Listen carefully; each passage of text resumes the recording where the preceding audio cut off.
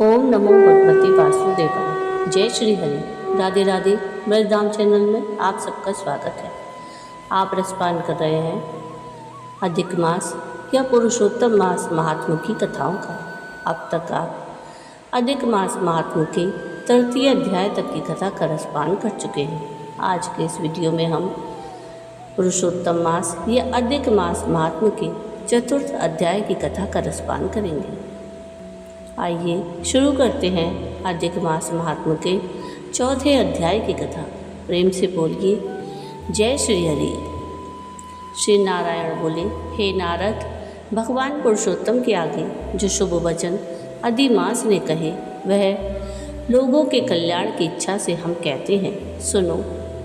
अधिमास बोला, हे नाथ, हे कृपानिधि, हे हरि, मेरे से जो बलवान हैं उन्होंने यह मलमास है ऐसा कहकर मुझ दीन को अपनी श्रेणी से निकाल दिया है।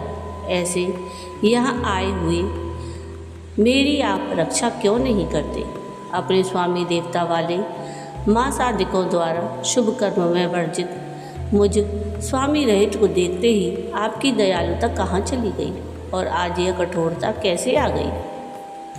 हे भगवान, कंस रूप अग्नि से जलती हुई वसुदेव की स्त्री अर्थात देवकी की रक्षा जैसे आपने की, वैसे ही हे दीनवत्सल, कहिए मुझ शरण आए कि आज रक्षा आप क्यों नहीं करते?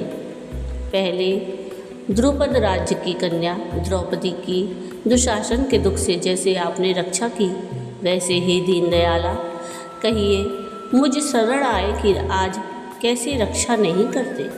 यमुना में कालिया नाग के विष से गौ चराने वालों और पशुओं की आपने जैसे रक्षा की, वैसे हे दीनवत्सल, कहिए मुझ शरण आए कि आज रक्षा कैसे नहीं करते?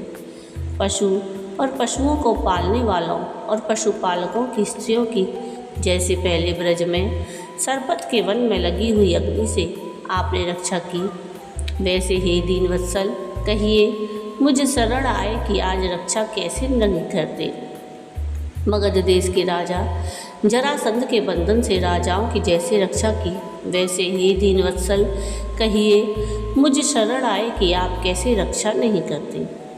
आपने ग्राह के मुख से गजराज की झट आकर जैसे रक्षा की, वैसे हे दीनवत्सल, कहिए मुझ शरण आए कि आज रक्षा कैसे नहीं करते? श्री नारायण बोले, इस प्रकार भगवान को कहे स्वामी रहित मलमास आंसू बहता मुख लिए जगतपति के सामने चुपचाप खड़ा रहा।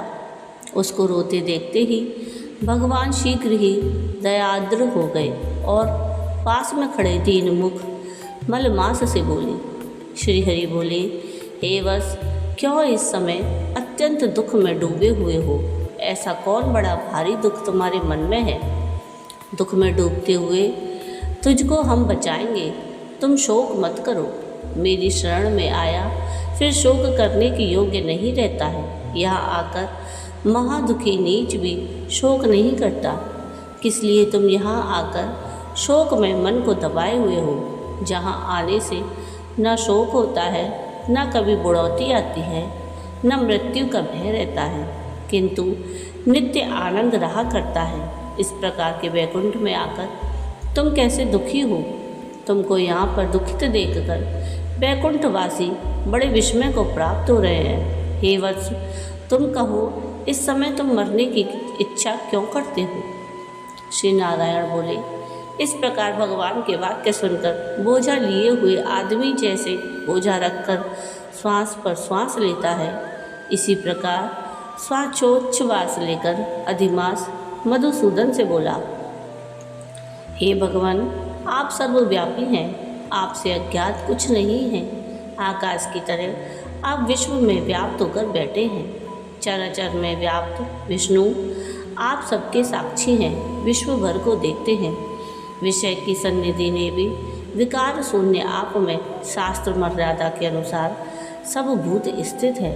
हे जगन्नाथ, आपके बिना कुछ भी नहीं है। क्या आप मुझ अभागे के कष्ट को नहीं जानते हैं? तथापि हे नाथ, मैं अपनी व्यथा को कहता हूँ। जिस प्रकार मैं दुख जाल से घिरा हुआ हूँ, वैसे दुखित को मैंने ना कहीं देखा है और न सुना है। क्षण, निमेष, मुहूर्त, पक्ष, मास, दिन और रात सब अपने अपने स्वामियों के अधिकारों से सर्वदा बिना भय के प्रसन्न रहते हैं।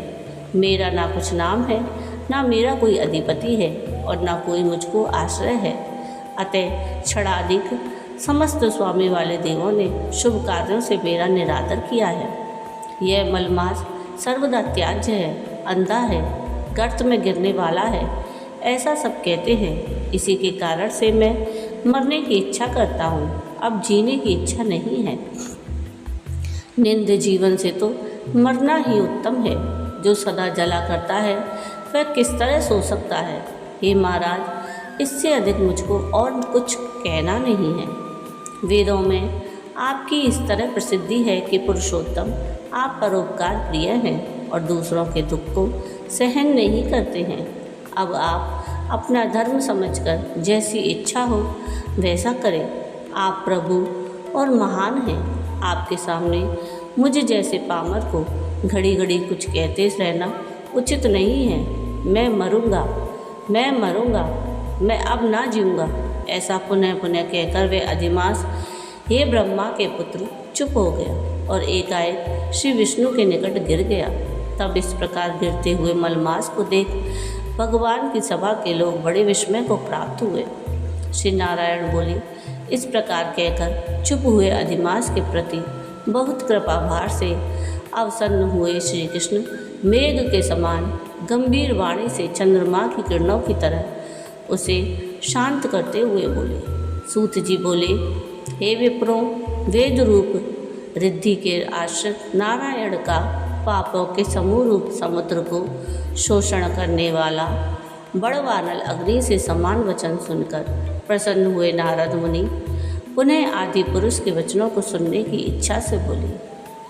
इति श्री पुरुषोत्तम मास चतुर्थ अध्याय की कथा समाप्त हुई। जय श्री हरि। तो ये थी अधिक मास या पुरुषोत्तम मास के चौथे अध्याय की कथा। अगले वीडियो में हम अधिक मास महात्मा के पंचम अध्याय की कथा का रसपान करेंगे। आइए अब हम सुनते हैं नित्य सुनी जाने वाली तुलसी माता की कहानी। एक बूढ़ी माई थी जो तुलसी जी को सींचती और सींचते हुए कहती कि हे तुलसी माता, सत की दाता, मैं तेरा बिड़ला सींचती हूँ। मुझे बहू दे, पीताम्बर की धोती दे, मीठा मीठा घास दे, बैकुंठा में वास दे, चटक की चाल दे, पटक की मौत दे, चंदन का काठ दे, रानी सा राज दे, दाल भात का भोजन दे, 11 की मौत दे, कृष्ण जी का कंधा दे।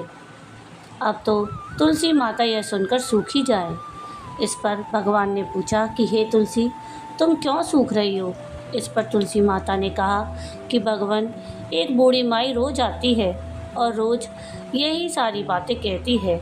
मैं सब तो पूरा कर दूंगी, किंतु कृष्ण का कंधा कहाँ से लाऊंगी।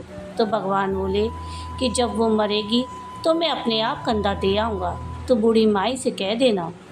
बाद में बूढ़ी माई मर गई। सब लोग आए और बूढ़ी माई को ले जाने लगे तो वह किसी से ना उठी। तब भगवान एक 12 बरस के बालक का रूप धारण करके आए और उन्होंने कहा कि मैं इस बूढ़ी माई के कान में एक बात कहूँगा तो बूढ़ी माई उड़ जाएगी। बालक बने भगवान ने बूढ़ी माई के कान में कहा कि बूढ़ी माई, मन की निकाल ले, पीताम्बर की धोती ले, मीठा मीठा घास ले, बैकुंठा का वास ले, चटक की चाल ले, पटक की मौत ले, कृष्ण जी का कंधा ले। यह सुनकर बूढ़ी माई हल्की हो गई। भगवान ने उसको कंधा दिया तो बूढ़ी माई को मुक्ति मिल गई। हे तुलसी माता, जैसे बूढ़ी माई को मुक्ति दी वैसे सबको देना। जय तुलसी माता की। तो ये था आज का वीडियो। आपको आज का ये वीडियो कैसा लगा मुझे कमेंट करके ज़रूर बताइएगा। और अगर आपको आज का ये वीडियो पसंद आया हो तो प्लीज़ इसको लाइक शेयर ज़रूर कीजिएगा और प्लीज़ मेरे चैनल को सब्सक्राइब कीजिएगा और कमेंट में राधे राधे ज़रूर लिखिएगा। वीडियो पूरा देखने के लिए थैंक यू। राधे राधे।